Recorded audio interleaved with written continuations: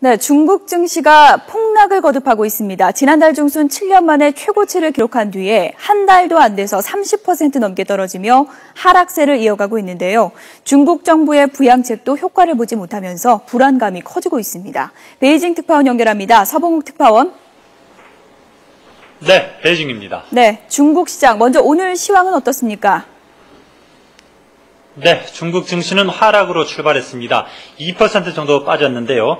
중국 정부가 공황 조짐을 보인 증시에 수십조 원의 긴급 자금 수혈을 준비 중이라는 소식이 조금 전 전해지면서 1% 정도 상승세 회복을 하고 있는 모습입니다. 상하이 종합지수는 어제 5.9% 떨어지면서 3,500선을 간신히 지켰습니다. 연중 최고치 대비해 한 달 만에 32%가 떨어진 셈입니다. 네, 지난주까지 증발한 시가총액만 4천조 원에 육박하고 있습니다. 빠져도 너무 빠졌는데요. 중국 증시 폭락의 원인 어떻게 볼 수 있을까요? 네, 전문가들은 그간 주식이 너무 빨리 그리고 큰 폭으로 올랐기 때문이라고 입을 모으고 있습니다. 또 기업 공개를 하는 회사가 늘면서 이런 기업들을 사려는 투자자들이 기존 주식을 많이 팔았고요. 중국의 경제 성장이 뒷받침되지 않는 상황에서 주가만 급등한 것도 투자자들의 경계심을 자극했습니다. 또 당국의 자금 동결, 기준금리와 지급 준비율 추가 인하에 대한 기대감 하락 등도 원인으로 꼽힙니다. 중국 증시가 수직으로 하락하면서 지난 7일까지 증발한 돈만 약 3,700조 원으로 프랑스 증시 전체와 맞먹는 규모입니다. 이 여파로 상하이와 선전 증시에 상장된 기업 가운데 절반이 어제 스스로 거래 정지를 신청했습니다. 이렇게 되면서 중국 정부도 부양책을 강구하고 있을 텐데요. 어떤 전망들이 나오고 있습니까?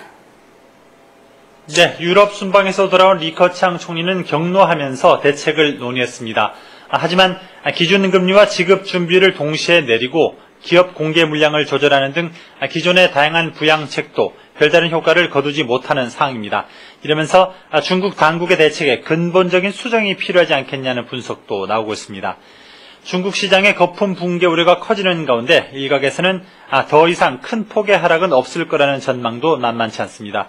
중국 기관과 전문가들은 올해 중국의 적정 주가를 4,500선으로 내다봤었는데요. 지난달 5,000을 넘기면서 이번 폭락이 큰 폭의 조정이 시작된 것으로 보는 시각도 있습니다. 현재 3,500선인 주가가 지난해 연말과 올 초처럼 정상적 수준이라는 분석도 있습니다. 중국 증시에 관심이 많은 우리 투자자들도 이번 폭락 사태를 계기로 중국의 경제 상황과 개별 기업 가치 등을 꼼꼼히 따져보면서 접근해야 할 것 같습니다. 지금까지 베이징에서 YTN 서봉국입니다.